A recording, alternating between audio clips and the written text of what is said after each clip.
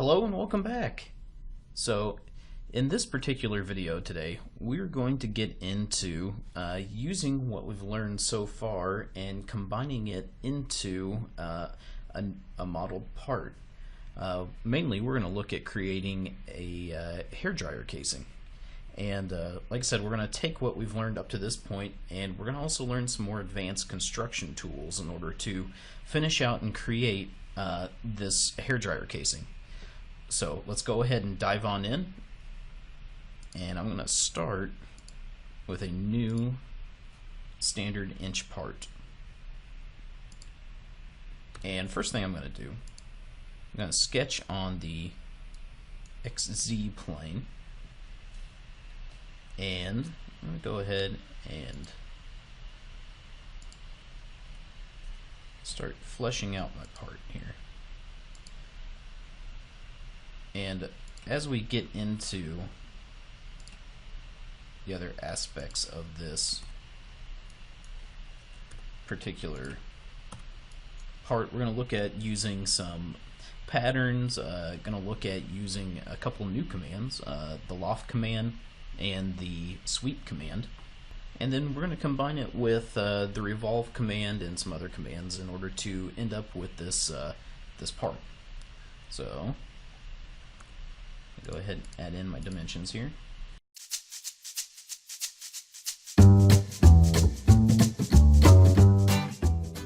Alright, there we go. So I've got the base feature, the base sketch figured out. I'm going to take that and I'm going to revolve it about its back edge here. So it's going to revolve about itself to create the hub of this hairdryer. Okay, so now that we've got that, we're going to move in and start creating some work planes. And I'm going to start off by using my offset from plane command in order to create 3 extra work planes for the handle. And the first one here, we're going to offset from our XY, and I'm going to offset it 2.5 inches. Then I'm going to do the same thing and go out 3.5, and then do it one more time.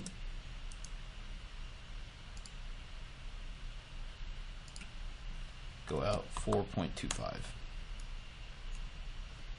So there I've got my 3 work planes, and we're going to use this in conjunction with the Loft command, and we are going to create a ergonomic handle on this hairdryer. So my first sketch I'm going to do actually on my XY plane here, and I'm going to hit F7 and slice back those graphics. And what I'm going to do, I'm going to start with a rectangle, and it's going to be 1.5 inches wide and 0.5 tall. And we're going to add a couple fillets on the corner here, add 1/4 inch.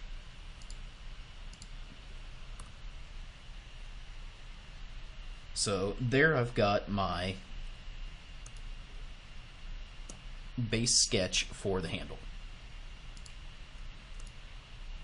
I'm now going to go in and I'm going to create 3 more sketches on the work planes I just created, and then I'm going to use the Loft command in order to basically extrude and create a solid out of all of these sketches. So from here, I'm going to start my sketch on my first work plane, slice graphics to get rid of the other ones, and the idea here is I want to keep the back edge of the handle straight. It's going to be flat. So I want to make sure that my next 3 sketches I create are in line with the back side of my original sketch. And so to do that, I'm going to project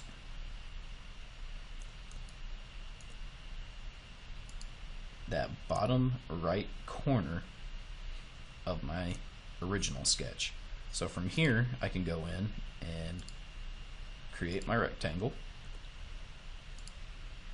and it's going to be same height. The only difference is it's going to have a different length to it. So this is going to be 1.4. And the other ones are all going to have different lengths as well. And I will post those up here in the video. That way I can speed through this real quick and get going. So those are going to pop up now, and I'll see you on the other side.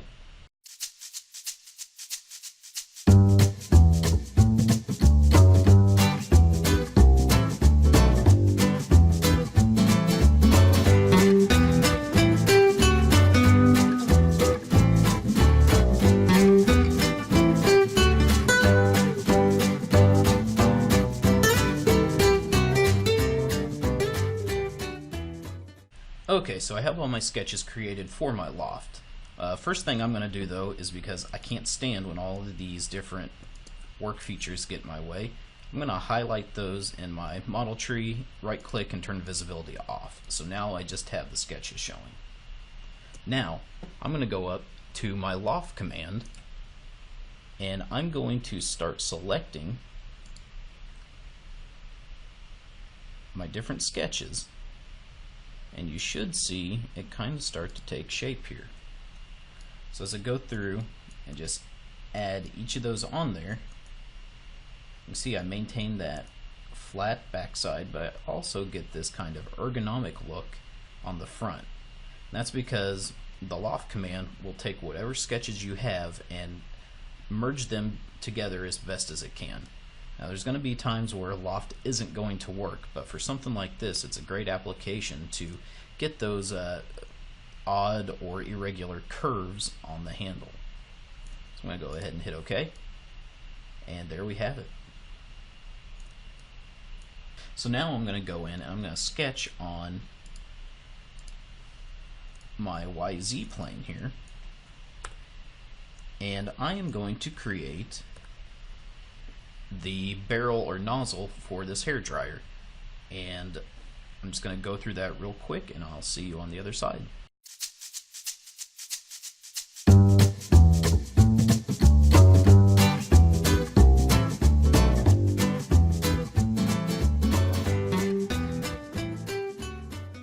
Alright, so there we have the sketch for my nozzle. I'm going to go ahead and extrude that out, and we're going to extrude that 5.5 inches.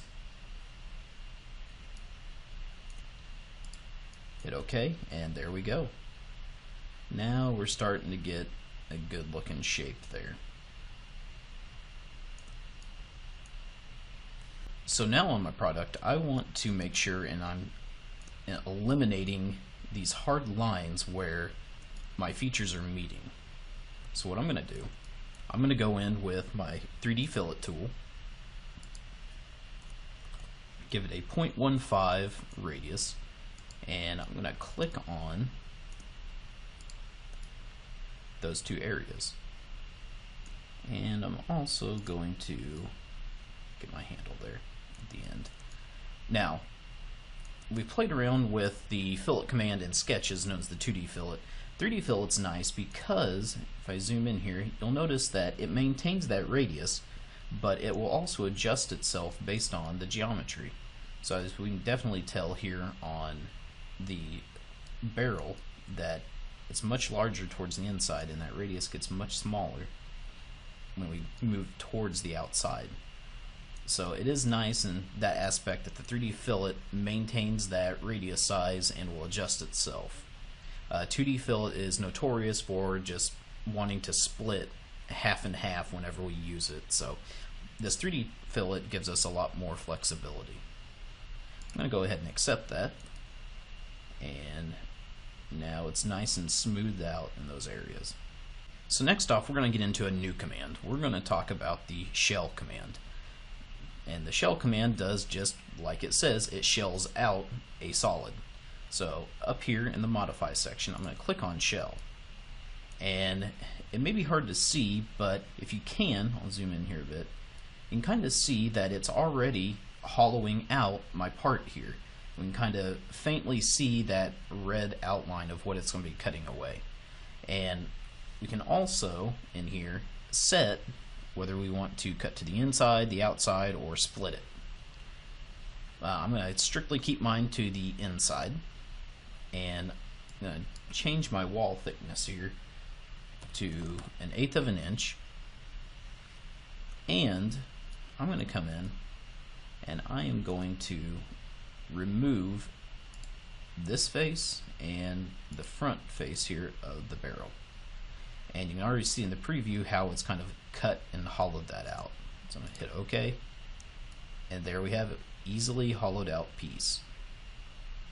So that tool is great for hollowed out parts that we're creating. If we know ahead of time it's going to be hollowed out, we don't have to worry about trying to get the walls, maintain the walls in our extrudes or revolves. We can just make them solid and then easily go in and shell out those parts. So now on our hairdryer, we're going to add in a little vent system here on the top of our hub. So I'm going to go ahead and just start a sketch on the top of it there, and I'm going to create a rectangle and we're going to pattern that out. So bear with me as I go through and sketch this out, and I'll see you on the other side.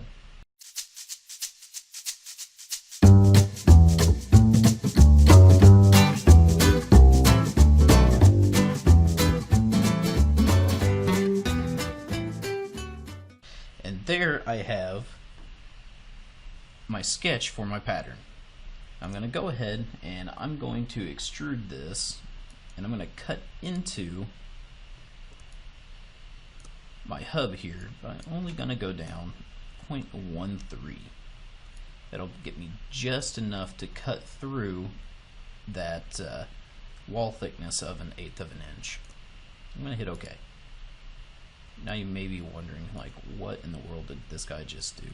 Because if we look, that is all that I get out of my rectangular pattern. Not a whole lot's cut out.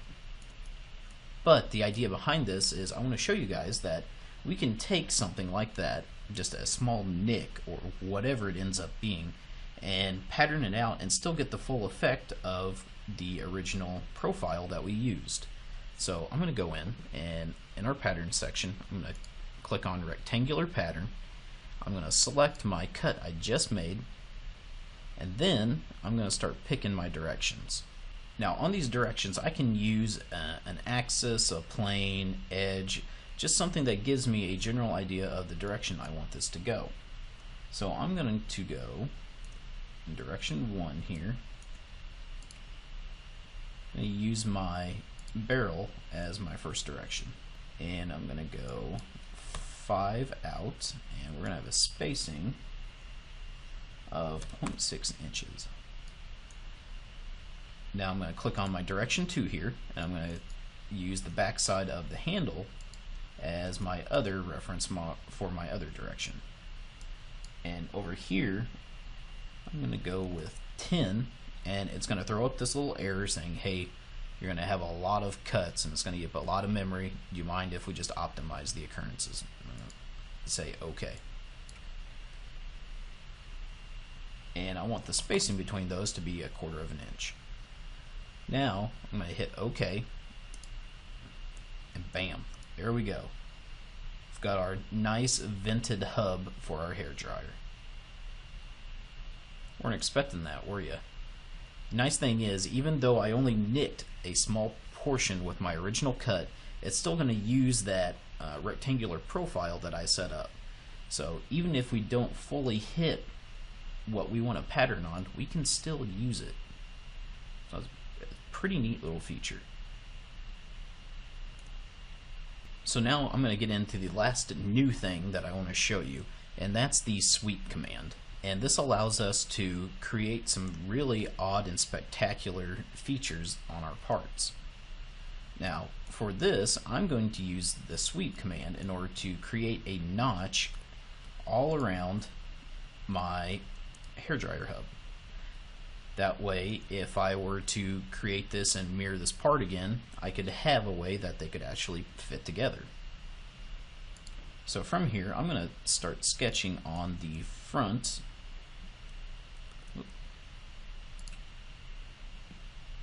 My front edge here, and I'm going to project that profile. And the idea here is that I create a profile and then I create a second sketch, or sometimes we can use edges of pre-existing parts to create a pathway. And that pathway is what that profile will follow whenever we cut, join, or intersect. So essentially we've already been creating sweeps with our extrude command. The only difference is extrude goes either forwards or backwards. With sweep, we designate where this particular profile travels, and that's what the path is. So I'm going to go ahead and sketch this up, and I'll see you on the other side.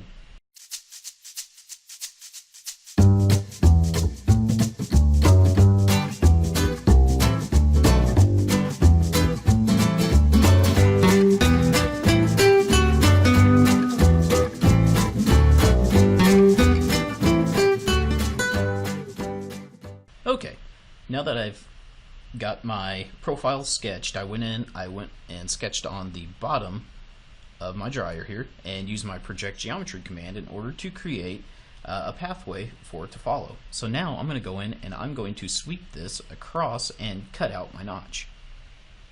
So I click on sweep. There we see we have to pick a profile and a path. So for my profile, pick my rectangle I sketched, my path, going to select those projected geometry edges that I created, and I'm going to set it to cut. Now there's different orientations that we can take on these paths. We have the path orientation, which means our profile is going to curve and turn with the path itself, and there's also the parallel, which means that our profile will stay the exact same as it locked into position as it follows the path. We also have the option of either tapering or twisting a profile along its path, something that we don't have in the extrude. We do have taper, but the twist is something new. But for now, I am just going to leave it how it is, just following the path itself, and hit OK. And now you can see, as I zoom in, I have that nice notch all the way around my hairdryer. So there it is. We have successfully created half of a hairdryer housing. So kind of combining everything we've learned up to this point, learning some new commands like loft, sweep, and shell. All these advanced construction tools are going to help us greatly moving forward when we want to create some more advanced or complex parts. So again, thank you for watching. If you enjoyed the video, please like and subscribe, and I'll see you in the next one. And as always, be inventive.